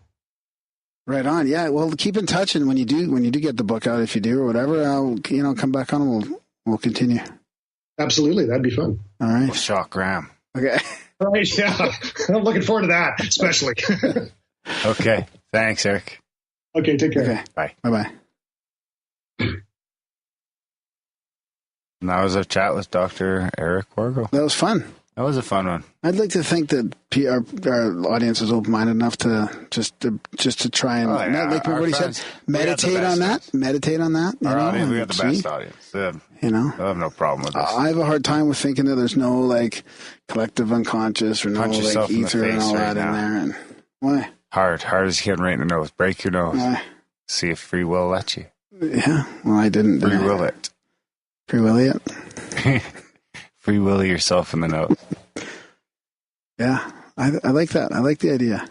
It's interesting because when he talked about let's say the young example with the scarab, maybe that was precog. Like, who knows which way it goes, right? We don't have enough proof either way. No, we don't. I like the idea of it is that both are neither mundane. Yeah, exactly. They're both pretty groundbreaking. I mean, his comes across a little more mechanistic, but I still think it's pretty out there. Yeah, I'll take it for sure. It's a good explanation as I've heard, for sure. Yeah. We should ask them about a ripple stick. Well, that is. I know. I meant to. That is a ripple stick. That's exactly a ripple stick. The ripple before the stick is precognition. The water's precognitive. Is that what that's? It's been so long since we talked about that. Is that what? The ripple explain stick that again. So the water's coming down. The ripple stick is the ripple out of the water before the stick in the water. Isn't that just caused from the water hitting the stick? Goes backwards, upstream. Yeah, it's like a wake from a boat, right? Goes upstream. Except the boat's moving and the stick's staying, right? Yeah. Huh. That's why we call it a ripple stick. Yeah, I'm sure there's a logical explanation. Stick, which is exactly precognition. Mm-hmm. Oh, I'm sure there's a logical explanation for the stick. But it's just a fun analogy? That's right. Oh. We fucking coined it. Actually, I don't think we coined it. We heard it someplace else. It was one of our guests, I think, that brought it up way back, like in the first 30 episodes. It was a thing we talked about for like 30 or 40 episodes. No, not that many. Ugh. This is what I deal with. Anyways, we could have got a little bit more into him with UFOs and stuff, but anyways. Well, he had said it was late. Yeah, it was late for him. We're already pushing. Yeah. But yeah, that's really interesting, man. I was reading some of his blogs, and the whole Face on Mars thing is pretty cool. People were like, that was creating that before it came up. Like, why a face? It could be pyramid on Mars. It was another one of those interesting ones where I went to track him down on Twitter, and he was following it. We were following each other. Oh, wow, that's cool. Yeah. I think when we're going to have we're going to have a couple guys on about synchronicity a couple of years back. I think that's when we initially were looking. Dr. Kirby Kirby Surprise was the other dude. That's right, Kirby. Let's Kirby Surprise just sounds dirty. You don't put the in front of it. Check out. It's probably doctor, not the. Or Mister. When they're this big, they call you Mister. Mr. Kirby Surprise. Dr. Kirby. Dr. Surprise. Sounds like a villain. Anyway, check out grimerica.ca/support, guys. Sign up for a month if you can help us keep having these long, uninterrupted, commercial-free, paywall-free chats. We'd give it all to you guys for free. All we ask is that you throw a couple bucks our way if you can, when you can. There's a bunch of different monthlies there. Yeah, it helps pay the bills, man. That's right. We didn't plan on this being such an investment. Bills, fix broken cables, all sorts of stuff. Need more cables, actually. Yeah, send Graham to Red Pill Expo. Oh, that'll be coming out of my pocket, buddy. Well, yeah, of course it will be. But maybe one day I won't have to. And then we could do more things like that. Yeah, that would be cool. Because then you could fly there. Like, that's the thing. It's like, fucking boom. Have a 9-hour drive? If you had a little budget, like, I just get a flight. Yeah. Ding, ding. Oh, imagine that. Jeez. 9 hours each way. I'd just settle for some gas money. That's it. What was fucking Paradigm was like 46 hours just crammed into 4 days. Yeah, but this wouldn't happen if we didn't go to Paradigm. Yeah. That's what happens when you don't sleep for 4 days. You start a podcast. Yeah. So sign up for a monthly if you can. If not, there's a bunch of different ways there you can help the show that don't cost you a thing. That include reviewing the show, sharing the show, tweet the show, Facebook the show, Insta, whatever the show. Sign people up for the newsletter, grimerica.ca/news. Get your Grimerica swag, grimerica.ca/swag. Spam the shit out of Graham. What else? The Hangouts? That's about it. Yeah, the Hangouts. Check out the Hangouts. So No Agenda has their Mastodon thing. We just got the chats. A normal old, the good old chats. I was telling one of the guys in there that they should start a No Agenda one. Could be fun. Well, yeah, but they have that instance in Mastodon, right? Do we want to? No, we don't want to do that one. We don't have enough. I said when we got to 500, we're at like 150. Right. We might never get to 500. Oh, one day. Anyway, that's grimerica.ca/hangout. And it's just a little weird chat room where we got a bunch of people that are having a ball all the time. It really perpetual. I like to call it the perpetual chats. It really is a... He just likes to call it the chats. Check out the chats. I'll see you in the chats. I should have made the link, Grimerica.ca/the chats. Anyway, guys, check out the chats. If you so see fit. There's a bunch of dudes in there, a couple women, having a good time, having some crazy conversations. There's a lot of dash cam pics like flying around. It's like the party line from the 80s. It's like a way more sophisticated party line. There's a lot of pictures of people's day. I like that. Yeah, there is some, yeah. Yeah, you're kind of in there quite a bit. I like to pop in, and I'll just scroll by and look at the pictures. Did you watch my videos of me driving to... No. No, you didn't. So you don't even you just... Whenever it comes to me, you're just ignoring it. Video of you driving. Well, to fucking Saskatchewan when I don't need a fucking little teaser for my drive through Saskatchewan. No, it's just like a pic. I mean, it was just, you were doing the same thing. Yeah. Did you watch it? No. There you have it. Because you said like 10 of them, and I'm not going to sit there and watch them all. Mine were just pictures. Right. I thought there was a video, no? No, I don't do videos. I knew you'd bug me about the song that was playing on the radio. That's why I thought you. I'm not going to tell you now. I'll check it out. It's still in the chat. Yeah. Oh, yeah, and the rule in the chat is if you don't have Avatar, I will kick your ass out. Oh, no, you got to bring Bill back in, though. Bill the show. Oh, shit. Yeah, Bill Anderson. Oh, you got his name? You know his name? Yeah. It's really Bill? Yeah. No. Well, there was Bill and Ben. And so we had a Phantom Bee at the bottom. I made a choice, kicked the one bee out. The bee was still there, so I had to kick out the other bee. So Bill or Ben, you guys are welcome to come back, but you're just creeping us out down there. We thought maybe you're CIA. So this is why he was getting a nickname Bill the Show because he was always hanging around but never saying anything. And it turns out it wasn't even Bill, it was Ben. The dude named Ben, of course. The dude named Ben was just kicking it. So this is why we have an avatar rule, guys. So have an avatar or you're out. No, he's just kidding. Some avatars, people aren't getting them to work properly. They're saying, how's my avatar? I can or the double avatar's check. back if and I forth. click on their name, it'll go to their picture. And if there's a picture there. Well, that's why. So there's a double avatar setting for your homepage. No, there's not. It just seems to take a while to update sometimes. Oh, okay. But I check. And if you have an avatar there, I won't kick you out. But so far, the only one people I kicked out is Bill and Ben. And accidentally Gainer, because I thought it was you. I kick you out when you piss me off. I've been kicked out a few times. Now you just leave. I'm just used to it. I just leave when I come in. Darren's here, I'm out. I honestly, I never notice you coming in. I have a hard time paying attention to who's in there. To the avatars? Yeah. Okay, guys. Thanks for listening, and we will see you next week.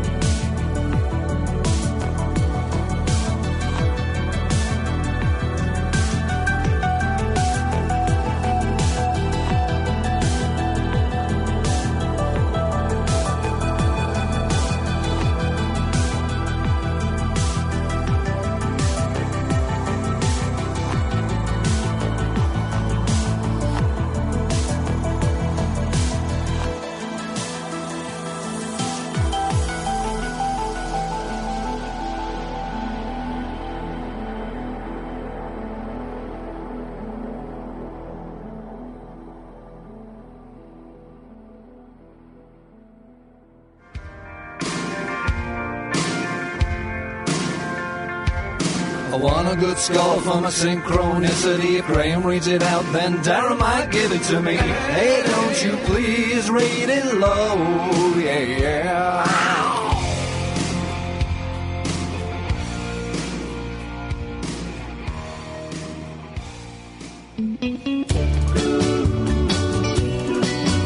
I'm a rambling Graham with synchronicities all over the web.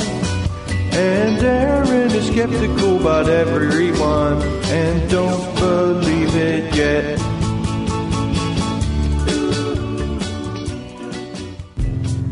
If they make you laugh, if they make you cry, if they blow your mind, why not go online to Grimerica.ca/support?